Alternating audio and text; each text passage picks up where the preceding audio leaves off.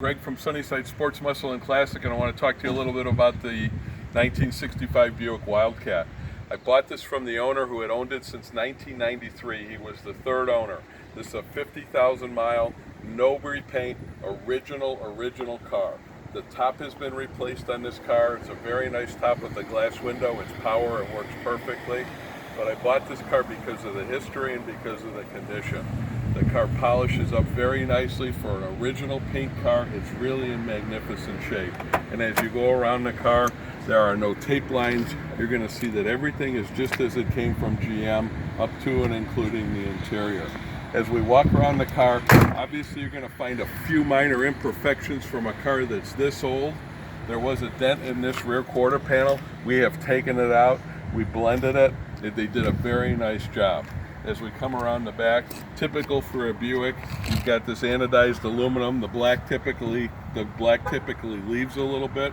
Having been involved in some survivor judging and original cars, everything I know about survivors tells me that you touch the car as little as possible. Okay? As you come down the corridor, very straight, very nice paint. It is a single stage original paint.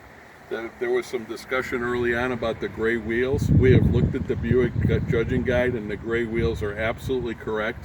And in talking about that in the history of this car, the previous owner tells me that this car was very well known in the Buick Club and very well respected in the Buick Club locally. Coming around front, again, very little in terms of imperfections or very little in terms of stone chips. It does have a few here and there. There are a few minor imperfections along the rockers along the bottom, but a very nice car. I don't remember how to open this hood at all. Let's see if I can figure it out. When we pop the hood on this car, which is very heavy, we're going to find a 445 Wildcat Buick. Engine compartment is very clean.